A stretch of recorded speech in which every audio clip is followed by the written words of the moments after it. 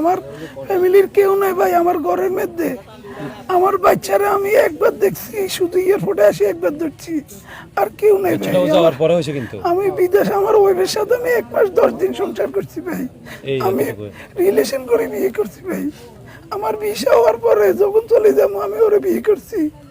বিয়ে করার পরে 1 মাস 10 দিন ছিলাম। আমি যাওয়ার পরে আমার বাচ্চা হয়েছে। আমি 2 বছর 7 মাস পরে আইছি, কিন্তু এখন আমার সবকিছু দুঃখ হয়ে গেছে ভাই। ওমানে 22 সালের 11 মাসের 3 তারিখ আমি ওমানে গিয়েছিলাম।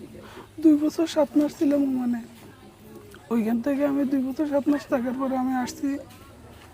আসার পরে আমার ফ্যামিলিকে আমি বলছি সবাই যাওয়ার জন্য, আমার রিসিভ করার জন্য। তারপরেও আমার বাবা আমাদের গাড়ি ঠিক করছে। আমি ওখান থেকে বলছি মুরব্বি থেকে ড্রাইভার নেওয়ার জন্য। ও বলছে সমস্যা নাই, আমাদের মুরব্বি ড্রাইভার আছে, ওরে দিয়ে গাড়ি দিয়ে পাঠাবো। আমি তারপর এটা কল করে আমি এয়ারপোর্টে রওনা দিলাম। এয়ারপোর্টে আসার পরে কথা বলছি, কিন্তু ড্রাইভার মুরব্বি দিছে না জোয়ান দিছে আমি এটা এদেরকে জিজ্ঞেস করিনি। আমি তো জানি বয়স্ক একজন দিলে সে আস্তে ধীরে চলাইবে, আমি জানি আর বলি না। আমি বিমানে উঠে গেছি। আসার পরে আমার ওমান টাইম দিনে 3টা বাজে ফ্লাইট ছিল। বাংলাদেশ আসি আমি রাত 9:49 ল্যান্ড করছি। সামান টামান বুকিং থেকে নিয়ে বেল থেকে নিয়ে আমি 11:32 বাইরেছি। আমার ফ্যামিলির সাথে দেখা হয়েছে, সবার সাথে দেখা সাক্ষাৎ করছি। আমার গাড়ি আসছে, আমি ড্রাইভারকে দেখি আমার ভাল লাগে নাই। একদম 18 বছর হবে, এর থেকে বেশি লাইসেন্সও পাই না, অথচ এখনো বলতে পারি না। আমি তারে দেখে বলছি না আমি যাতে এখন যাবো না, আমি সকালবেলা যাবো, এর অবস্থা ভালো না, এ চলাইতে পারবো না, আমার ভয় করতেছে। আমি আমার মেয়ের কাছেও বসি না, আমার ওয়াইফের কাছেও বসি নাই। তারপরেও বলতেছে আমি পারবো, সমস্যা নেই। আমার মেয়ের কাছে ওয়াইফের কাছে আমি বসি নাই, আমি ওর সাথে বসছি যে ও কোনো গলত না চালাতে পারে। আমি ওমানে ড্রাইভিং করছি, আমি জানি। বাদ দেশেও আমি ড্রাইভিং প্রাইভেট কার চালাইছি, আমি জানি, দেখছি আমার ভাইদের সাথে এই করছি। তারপরে আমি জানি সে রং করলে আমি তার সাথে বসবো, তারা বলবো। আমি অনেক অনেক পথ বসার পরে আমার মন মানতেছে না, আমার ওয়াইফের সাথে আমার মেয়ের সাথে আমি যাই বসার জন্য। তারপরে আমি কিছু পথ আসার পরে আমি আমার বাবারে আর আমার শ্বশুরে বলতেছি আপনারা দুজন সামনে বসে এর সাথে বসেন, এই যে রং কোনো কিছু চলাইতে না পারে। তো আমি বসার টাইমে 40-50-এর উপরে যাইতো না। উপরে যাইলে আমি বলতাম বিদেশে কেন ক্যামেরা মারি দেয়, 10,000 টাকা জরিমানা দেয় বাংলার, এরকম বলছি। আর এসে 50, 45, 60-এর উপরে যায়নি। আমি আমার বাপ মারে যখন আমার শ্বশুরে আর আমার বাপেরা যখন দিছি, আমার বাপেরা শ্বশুরে যখন আমি সামনে দিছি, আমি পিছনে আসার পরে 80, 90, 100 প্লাসের উপরে যায়। সামনে একটা খাদা থাকলে সে কি করে, ও অন্তত 100 হাত দূরে, ও এখান থেকে এইভাবে বাউল্লা রাস্তার পাশে চলে যায়। গাড়ি এরকম হয়ে যায় একটা বড় খাদের উপরে। ও যখন গাড়ি যাইব ব্রেক করবো, ওইটার উপরে টানি যায়। আমরা সবাই সাথে সাথে বাড়ি খাই। আমি পিছন থেকে বলতেছি এরে আস্তে যা, এরাও বলতেছে হে আমার কথা শুনতেছে না। তারপরে আমার সাথে আমার এক রুমমেট, আমরা একসাথে আসছি, আমরা 5 জন একসাথে আসছি। 3 জন চলে গেছে 3 জনের গাড়ি নিয়ে, আর একজন বলছে আমার ফ্যামিলি আসবে না, আমার একটু মৈফেল নামাই দিবে। তারপর আমি এরে বলছি ওকে ঠিক আছে, সমস্যা নেই, আমরা তো লাকসাম দিয়ে ঢুকবো ঢাকা থেকে, তুমি মৈফেল যাবে, সমস্যা না, আমরা এভাবে ঢুকি, তোমার দিন নামাই দিব। তো ও বলছে ওকে ঠিক আছে। আমি তারা নিয়ে মৈফেলের 10-15-20 মিনিট প্রথমে সে গাড়ি এরম মিলে চলাইছে। একটা ট্রাক ড্রাইভার, যদি ও ট্রাক ড্রাইভারে রাস্তার বাইরে চলে গেছে, এই চাপের সাথে ও রাস্তার বাইরে গেছে, ওই দিকে তো না। সে যদি ট্রাক ড্রাইভার নিজের লাইনে থাকতো আমরা ওই জায়গাতে সবাই ওই জায়গাতে। তারপরে তারে ওই একটা তেল পাম্প আছে, নাম কি নাম, ওর কি একটা নাম, ওই জায়গায় এরে খাড়া করাই আমার শ্বশুর আমার বাবা। আমি বলছি তুই 2 ঘন্টা ঘুম যা, আমরা সবাই এনে আঁটি মুটি, আমার এয়ারপোর্ট যাই না, আমার প্লেন চলে যাবে, আমি বাড়িতে যাইতেছি, প্রচুর টাইম আমার হাতে, আমার 6 মাস ছুটি, তুই রেস্ট কর, কোনো সমস্যা নাই, আমরা আরও পরে যাবো। সে বলতেছে সমস্যা নাই, আমি আস্তে ধীরে যাবো না। এই কথা আমি করি, আমি তারা বলছি না তুই রেস্ট কর। আমার শ্বশুরে বলছে না তুই গাড়ি স্টার্ট দিবি না। 10 মিনিট গামছা একটা মাথায় দেওয়ার পরে কোন দিকে চলে গেছে। তাই 5-10 মিনিট পরে আসি, বলে আমার বাবারে বলে উঠেন সবাই। তারপর আমার বাবা বেকারে করতেছে উঠো, গাড়িতে উঠো। তারপর আমি বললাম এর চোখ টোক লাল হয়েছে। আমি বললাম তুমি মুখে ধুয়ে আসো, সবকিছু ফ্রেশ করে আসো, এখানে বাথরুম আছে। এ বলতেছে না লাগবে না। আমি নিজে গাড়ির থেকে নামে ওরা বলতেছি চা খাইবে না কফি খাইবে, ও বলতেছে কফি খাবো। আমি কফি নিয়ে দিছি, বাদাম নিছি একটা, পানি দিয়ে বলতেছি এটা দিয়ে মুখে ধুয়ে নাও। এই পানি দিয়ে মুখে ধুয়ে না, এর উপরে বলতেছে আস্তে আস্তে। এক হাতে চা খায়, এক হাতে স্টার্টিং, হেরাতে এক হাতে স্টার্ট দিছে গাড়ি। আমি তার কোনো ড্রাইভিং এর কোনো কিছু ভালো লাগে না। স্টার্টিং ঘুরাবে, স্টার্টিং থেকে ও শিখুন ইতনা এত বড় একদম এর ড্রাইভারের কাতারে যায় না। এর ছবি আছে ফেসবুকে, দেখছেন কে জানে।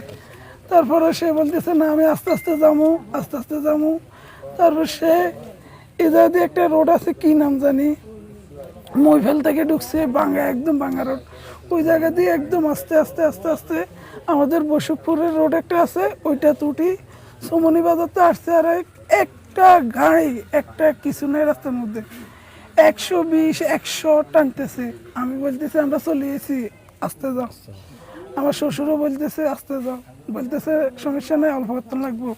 সে ওই জায়গাতেও ঘুম যাইতেছে। আমার শ্বশুরও বলতেছে তুমি বিয়ে করছো না, বিয়ে করলে এক হাতে কথা বলো তোমার ওয়াইফের সাথে, এক হাতে ড্রাইভিং করো, তাহলে আর ঘুমাইতো না। বললে না আমি বিয়ে করি না। তাহলে তোমার মারে ফোন দাও। আমার শ্বশুরে মার সাথে কথা বলো, কয় না, কয় এরা কেউ যাগো না। কয় তাহলে তোর বন্ধু বান্ধব যাগো না, তো বন্ধু বান্ধবের সাথে কথা বলো। কয় কে লাগবো না, আমি চলে যাবো, আমি চলে যাবো।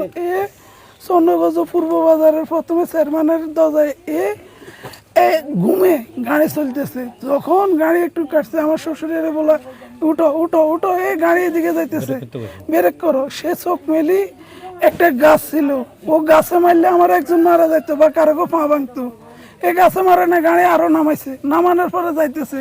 একটা ফিলের ছিল, ওই ফিলেরও মারে নাই, আরো নামাইছে। নামানোর পরে গাড়ি ডাইরেক্ট সামনে চলে গেছে, মাঝখানে গেছে। গ্লাস ভাঙি আমার মেয়ের দিকে এবং কি আমার ওয়াইফের দিকে, সবার দিকে আসতেছে। আমি এরকম সবাই টেকে নিয়েছি। গাড়ি পানিতে পড়ার পরে 10 মিনিট আমরা এখান থেকে অন্তত 100-200 হাত এদিকে যাইতেছি, 10 মিনিটের নতুন গাড়ি এরকম ভাসতেছে পানির উপরে। আমার শ্বশুর আর আমার বাবা গাড়ি থেকে বাইরে গেছে, এরা সামনে ছিল। বাইরে গিয়ে যাওয়ার পরে এরা বলতেছে তুই গাড়ির লক খুলে দে, এরা বাইরে যাইবো। আমরা দরজা খুলে দিই। আমি ভিতর থেকে বলতেছি লক যদি না ধরে পানির কারণে চাবি দি দে। এরা বাইরে থেকে চাবি খুলে দিব। এ কি করছে, চাবিও দেয় না, লকও খুলে না। ও সাইডের দরজা খুলি, বাইরে যাওয়ার সাথে সাথে ওইখান দিয়ে পানি ঢুকি, সামনে গাড়ি এরকম হয়ে গেছে। ছোট একটা জানালা ছিল, আমি বাইরেছি। বাইরের পর আমি আমার মারে টান দিতেছি, আমার মা আমার নানুরে ধরে রেখছে, আসতেছে না। নানুরে টান দিছি, মারে ধরে রেখছে। আমার ওয়াইফরে টান দিছে, আর এর বাচ্চা ধরে রেখছে। আমার বড় ভাবিরে আমি টান দিছি, এর বাচ্চা আমার মেজো ভাইয়ের বাচ্চারে ধরে রেখছে। আর আমার মেজো ভাইয়ের ওয়াইফ কিভাবে আসছে আমি বলতে পারি না, আমি দেখি না কিভাবে বাইরে গেছে। তারপরে সবাই পানি নিছে, রাস্তার উপরে অনেক মানুষ ছিল। ভাই আমি পা ধরছি, আসেন ভাই একটু নামেন, নামি একটু ধরেন। কেউ আসে নেবে, কেউ আসে না। আমাদের ডুবুরিরে কল দিছে, আমাদের বাংলাদেশের কারণ ডুবুরিরে কল দিছে, ওরা আসছে ফায়ার সার্ভিস। ওই টাইমে ডুবুরি আসলো, আমার সবাই কেউ না কেউ বাসে। তারপরে ডুবুরি আসার পরে আসে নাই, ফায়ার সার্ভিস আসছে। ফায়ার সার্ভিস আসার পরে এরা এদিক সেদিক আধা ঘন্টার মতো ঘুরতেছে, পুলিশ এরা। তারপরে এক ফায়ার সার্ভিসের কর্মী বলতেছে আমি নামবো, আমি উঠামো। না আমি গাড়ি বাইর করতে, গাড়ি কোন জায়গায়, গাড়ি বাইর করি। তারপরে একটা ওই পুলিশের এটা কি বলে, রেকার উঠাইছে, রেকার নিয়ে আসছে। রেকার নিয়ে আসি, গাড়িটার যেভাবে উঠাইতেছে, উঠানোর পরেও আমার ওয়াইফ জিন্দা ছিল। প্রথমে স্বর্ণগঞ্জ ন্যাশনালে দিছে, ন্যাশনালে বলতেছে তোমরা প্রাইমে নিয়ে যান। স্বর্ণগঞ্জ ন্যাশনালে বলতে এই জিন্দা আছে, শ্বাস লইতেছে, ওর অক্সিজেন লাগাইছে, অক্সিজেন টানতেছে। ন্যাশনালে বলতেছে ওরে জরুরি আইসিউর ভিতরে নিলে বাঁচবো। প্রাইমে নিছে, প্রাইমে নেওয়ার পরে প্রাইমের ডাক্তারের কাছে